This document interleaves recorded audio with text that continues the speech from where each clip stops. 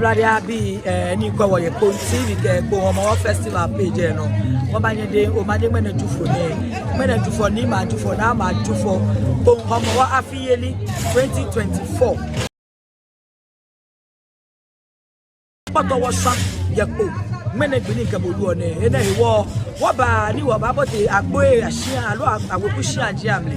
ni wokwa ameni o mo peji anoto bo ni eyale agbo nyoma ji no New York ni mene tu for na agbo nyoma ife ameba o popo ka gbe na ba koto kwa ba sha ahia jema waji lo dibo ni yo jeme ke ka gbe na menisa na ye mo fe mo ba ye ke o mene no ho ko yo hia ko wale ke no ba yo bushia no je ni o ba ne ko o ba ye mene wa ye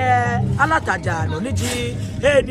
nu etechewe agbo ena ni to aka meji hia kenken ni wo ke ji o shi kai wa ke hia ede fi onu etechewe ameji akoleze ateko nyama ke ashamuawe ni de ke hia ne fe ko be ni gbe na me ho ame popo ka gbe na abaja le bo na me jale bebe ya ke hia ko be to ni ya fe le ko be wa ye bi ene wo ba kwa ye ni wo ni we ku ye ame gbeji ano to ke ani ho mo he na me shege boni ameje shishihu ni ame onyemo se ni wo ka meji ame ko ma na sade wa ka wo je bi epe oba ya the next clan house ni le won ni gbe na me ni se mo yo le wo ke ba ni eje me ko TV wo ke ni e bi eni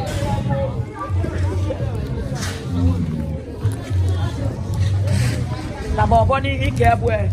ko pe eni damo no na ka to late yeje me ni a o popo eko yeje o na ka wo mi ne be abu no efe ko ready ke fe ready be aba tun awo ball ko mi keke ashi bo ba na ka ashi wonye me wa asha mi ene ka asha mi ona ke abeli ele next team ne definitely there will be some ko wa asha mi ko de na ka ji boli popo yo keke efe very smooth keke akaye bi ene ni wona na fe ame fe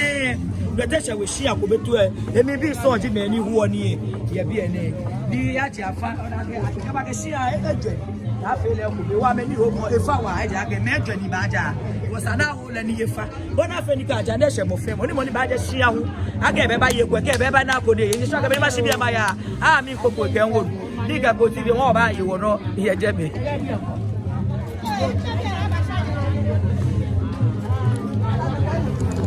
da oba DNA nwe oboni itebu you get to share again and the many am who ni e DNA ewo ni ga baka me yi fa shi edwen ewo afa ni ake aba o na hye mo fem ewo ye ni je ne ke shi edwen shi edifro na edwen e fe shi akubie aba me who ni e bie ni na me wo da be sa body ma so bara ke wo do me de ke ake awo ba ye na nyoji enyu data aba me yo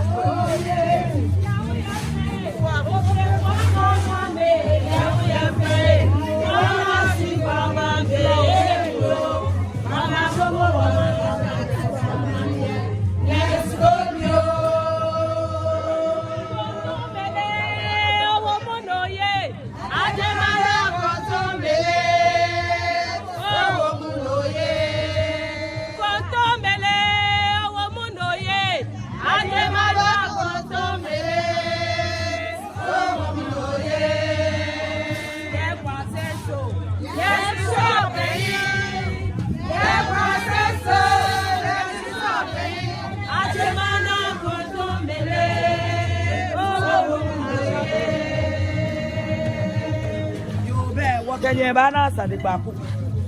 fi ma ke wo ba de na ke popo e ko abu ajie bi ameno alo ni ba je gbura mi nyecho obo ni ho mo ya la lo te akuwo popo e aha lete to gbura wo bla bo bi ane wo popo o mo nu wo ho ji e si wo wa ho mo e de ble ma be ni metie na kanoni Okay, Shafi neke. Why you make kemuchu? The man was here near like I will feel there. Dear one, I believe and war for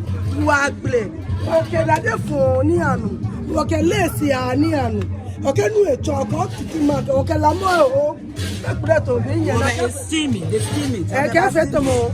Bakuka, okay, what you mean? Come on, yes, Kemuchu. Mutu of your floor. Okay, sure. Or sure, you bet you me. Le poor, or the king of Fiona. She may be drunk at the one. Tear one near Nini. The tear one in water, she be mad as our one. A war, there might be only by one channel. Well, you imagine it when you have a family, that's what I be here. Or the machine. Come on, back, she went back to our own. Well, power, there many power, I brought it back. Guess I fear. I come here, I'm a seer. I can let you tell my way. I'm a question, I'm a seer. See, one way. Now I'm a power. Can you not find out the fight? Guess I've no fair for.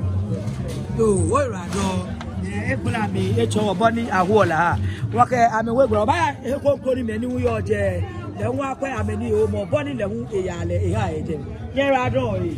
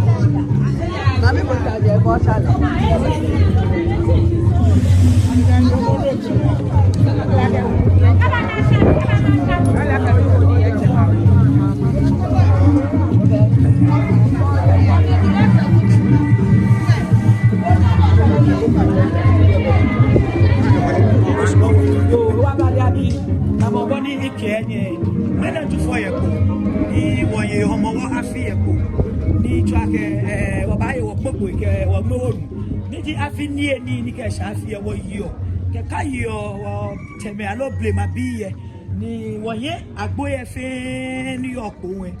ni wo ba pe ameni o mo body le hu eyale ni ke bo yo ni woya nablawe bi le kai wan ke ameje apia we normally mo ja apia we normally le ame hu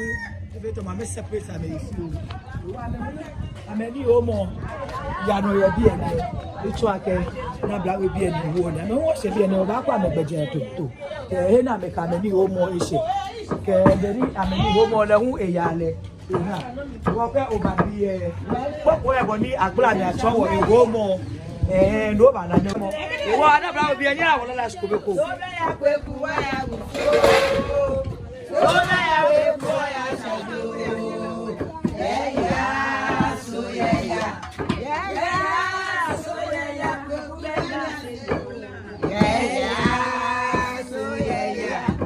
be na kweku ya don say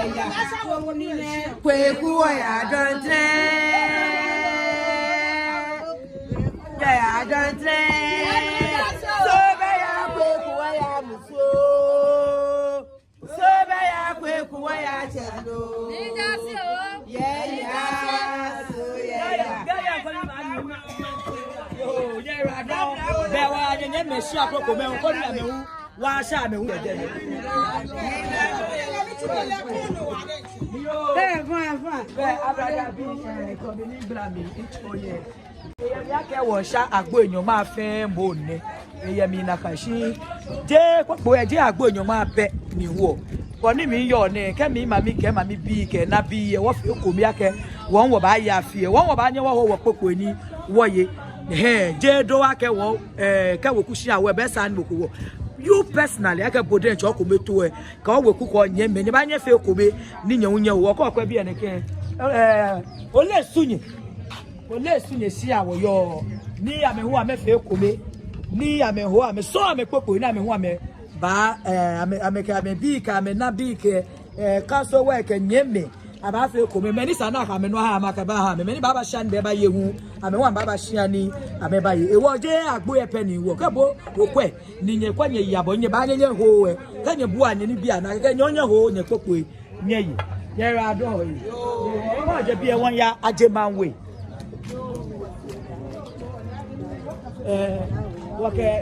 na bla we bi e wo egbe na the one waba na many who me che ame no ni personal house ni ame wa me fe ko me ame hu waba yan shia ba kon kai waba yan shia da wo ya ni dunwe mi yan shia ke jeje ma ba je ma we ke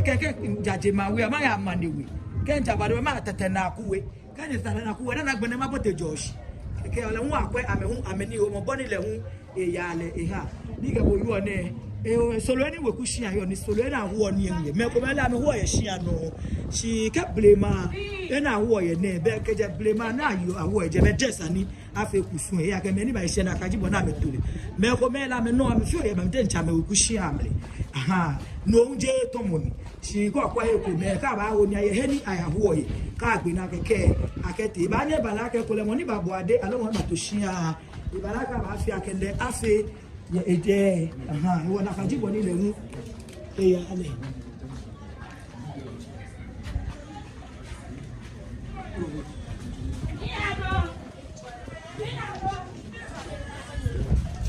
wo ko pe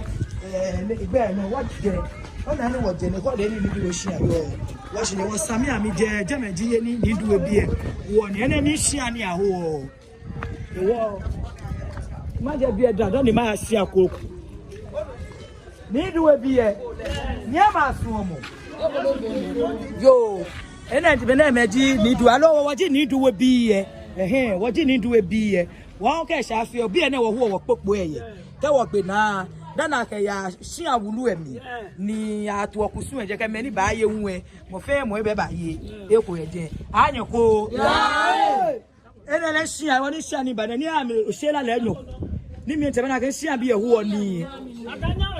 ni se bi ene me ipekure ye ko shi ma ye ni duwe pekure first that man sa mo fe mo pekure na wo nya ami lala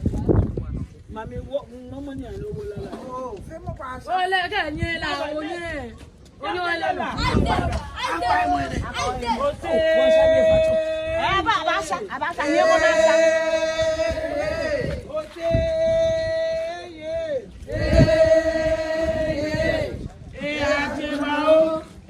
ajemao jabara la se yo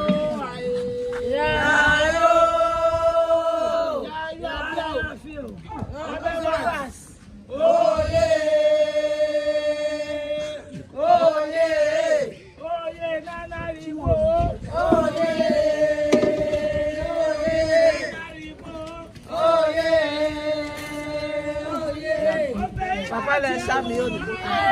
sami kene ti obeyin ogo wo la obeyin na jewo aye o yamba obeyin na jewo aye wana ni waya mi dogo ni ma wa ni waya mi wana ni waya mi odogo ni ma wa ni waya mi odogo ni ma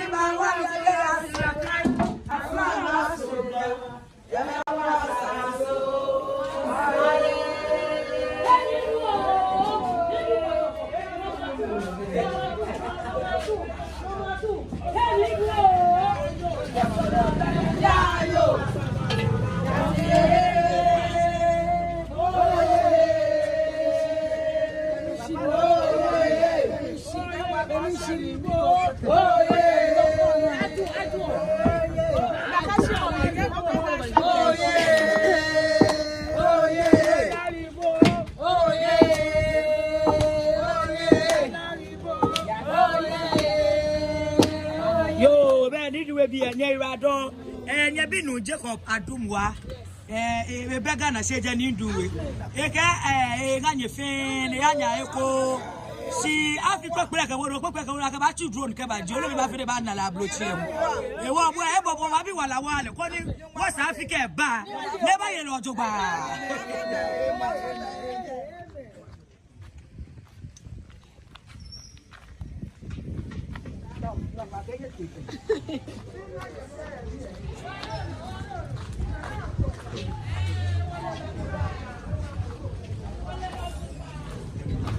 Yo, I'm not having bad. You see, I'm there, probably end up. In that, be a name when you're at German way. When you're German way. Stop off. When you're German. There was a German like a Sierra Nation before that was higher. Josie, Nila who work a journey for more. I'm a new home of one day. I will catch on you, your German. In Kawaka near now, who I a bonny a walla, huh?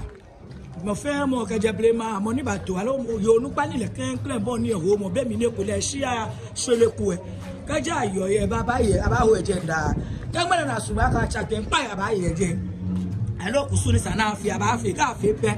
Kaka, as you get it, any about home or ye. She come and tell and again, honey, what can be your questions? You walk a Leo Afia Minchu. You walk an Abonny. You see about Nidia Kumeyo. Anyway, what about you? But that's a very general about Tony. You're talking a fraud. The one in a Hajaman will be here. When I'm a who come in, who understand.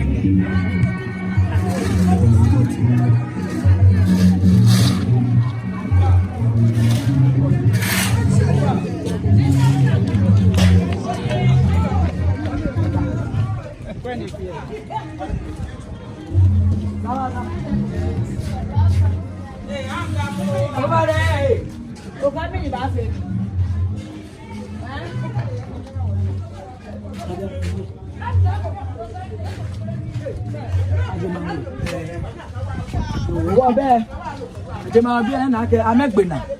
ni amento londa ke baya hiam ni no sir afi hiam no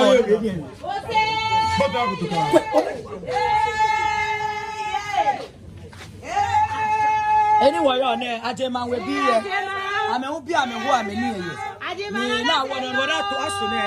doji na ke ba we tu hiam lo hiam ni akeba me ye le na me fi e bi na me ba ya me no se na ke ba hiam mi mo fe mo ni baba je ba ne ba ye ku ye je mi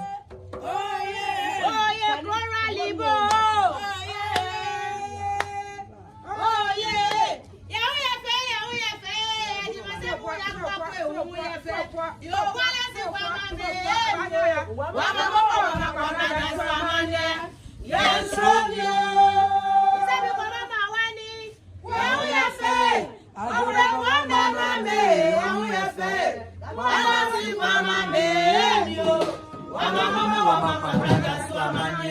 yes, Robio.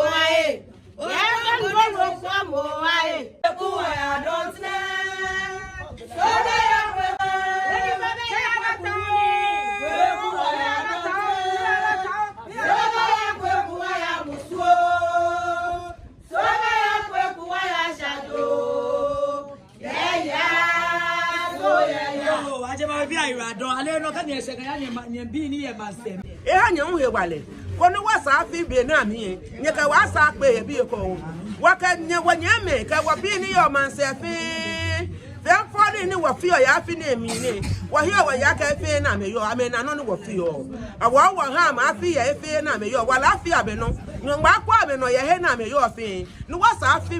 be na mi ameka wa fi abua ni wa ya fi ye ka won mo ka mi tele wa ka fi ya ne ba ni na wo ni wa ye gbe e wa ka fi ya eko ne ba ni na wo ni wa ye gbe e na ka wa wo ku wa che me ma se fi won bi wala se kala pe wa ka ka wa ye wala pe wa no fi ano won bi wala se kala wa ba amen Yerado yo abara bi ajema we bi o kegbe na ni gbo yo ne won ya amanewe ko ni le wa pe ameni o mo ni wo cho blema mo no ke ya amanewe ni amewe wa pe ameni wa amehu ni yeye ame blemashia je amekusha nye na dane si ameshia ko yesi nínú eji point tutu blema amani shia wo jameji yeni awo edomo na amekun ameke amale shi ni ho mole ni jama fi oyele isani anye afi ejeme ene iwo ba ni na amani we bi ehun ko ni wo ka me hu ai ba sani ni wo ko na me ka me ni fi wo jeje mpe waka wonye ba cho tete na kuwe keke ka waje tete kuwe pe ba gbene wo botejo ya ke tete na kuwe na me wo ye eke ti a cho le tete api a we shi abenke keke wo wo la mani afi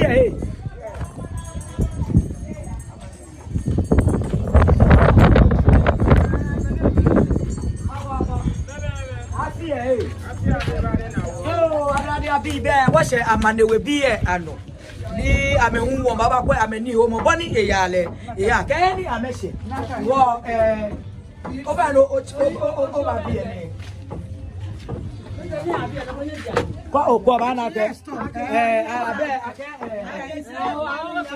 na afele se sukasa wa ya yin ojogba ame yin ojogba e se ma fi ye bi ene ye bi e ni pe pele bo na sim o le da le bi o le hu no du wo na ne ke e bi e ke be pe ke akati ai na ba shi e ka a shi e je o fa ne ko lo ko yo ke wo agbasa de dani wo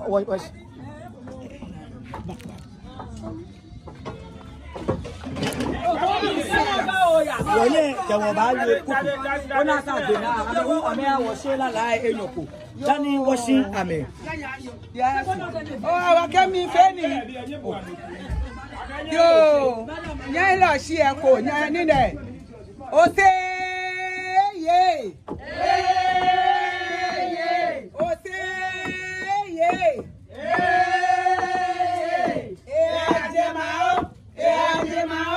Ajemana na se yo ae yayo abla no beba oye na lalibo oye ni ati abuaso ojo de abro ti ayakumade ya ni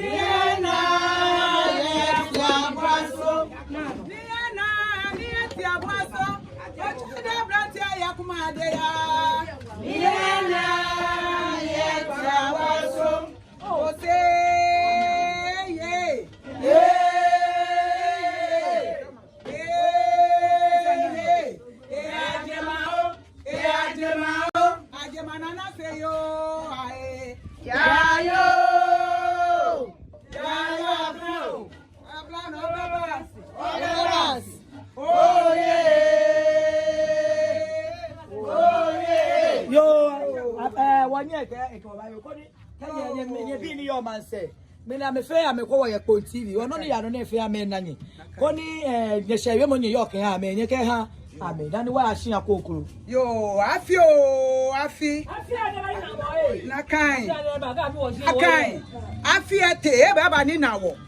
be mene wani ho mo gbi e wa ho e ja ke homo ni ba wa ye pepele ni wo ke wa homo yi e wa hu wo nfe mene ni wo ka wa homo yi e wa ka ji nya na wo ni wo nfe pepele e be mene ji wo hu wo homo gbi yi wo mo e wa ka ji nya na wo be wa sha we mo so ne e wa fi e ya ne ba ni na wo ka bi wo sie anawo wa ja amane we waba wa hu wo we koni no fe no ne ho ne te kaji sade ko ye mi agbla sisa ji ne te yo nupo ne te fe bi anto ne na wo gbeke bi ji wo ke wona fufasan ngene wa ho ese wo no wa npa fayi kaji tomo ko ye wo he lo no ko ye se abomode na hwe na kane efe na gblajo mo na ke ha wo what afie anawo ojogba aha wo he wala se chale wala wan bi sika e ja ka gbomo mi foji sika e wa ha wo sika awon afita he wo se ka won ba ka wo sisi na popo yese ja no manya ba yao abale bi ayu ado nye da ba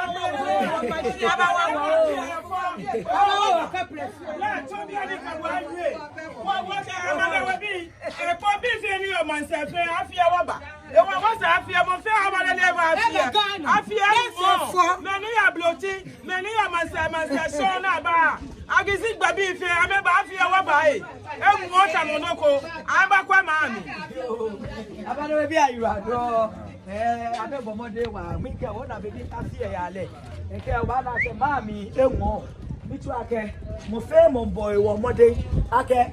afie le je na boy wo mode SMS compose oye ko bo ye wo ku ele baye ke bo oye wo ku shi ale baye wo ni wo ku shi abaye le ku su no le ke kante ro pe abahu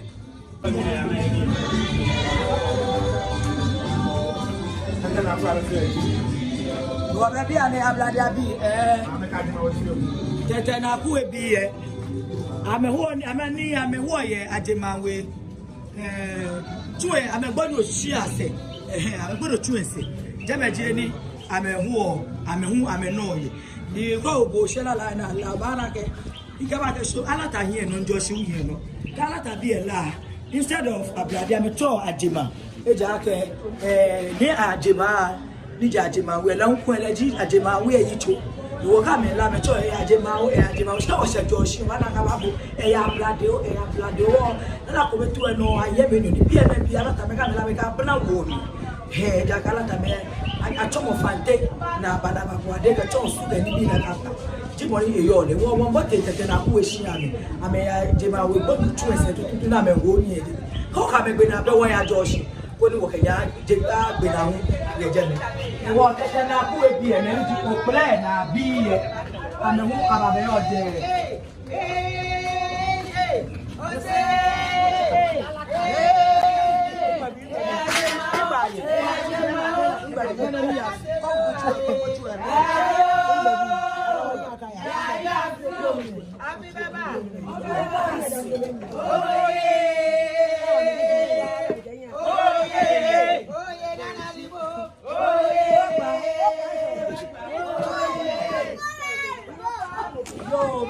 tete na ku ebi e amele yo popa ni tete na ku o plena ewo amame yo bi e amehu ameni amegbena ni amembuani ajeje meni sana ha ameno bala ke tin sin fa e bi e ni ajeje meni sana ha me fe ameno ewo amedi na agbesi ani mu alata fe na wo sha fe wo ka meji meni ba gbena e ka gbena wo bote George woni wo ka Germany samo onwe a jeje ewo ni tete na ku ebi e amame lo sha pepe me ko ma no na to na go ne be mo ko no ake ala kale de ga jibo ni aja la fini ni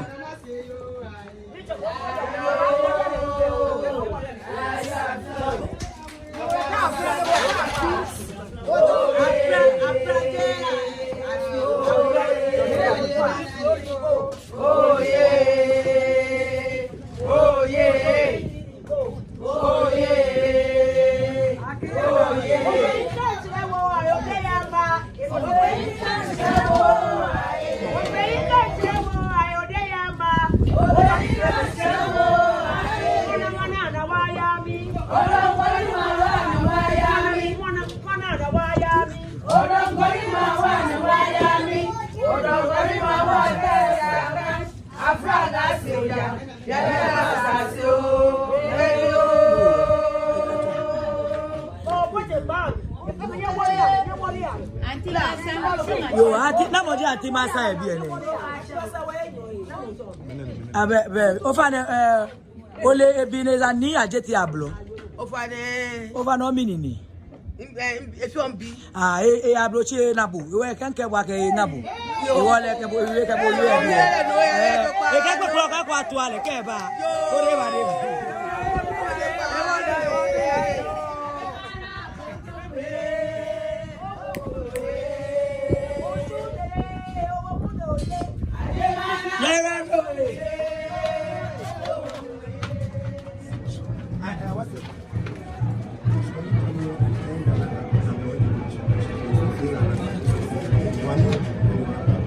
Yo, abadi abi tamobori nye liona beni tu won yo mo afi yepo ni wote wa sha alata afi shia ni oje fin agbodo me wa me popo e ame ha wo ba mu na ye ni tete na ko la lo pele na bia me wo ka gbe na ne bia ne wo ba ya Josh ni le wo ka me hu a cha no eje kai wa ko hi online no ka shi je won ba no hi no won ya Josh ka bo yo ne Josh bo je ndomo iwo mo ba je shi ke je me ni wo ke ba gbe ka gbe ne wo ka mu na eje me je twaro ba ni aba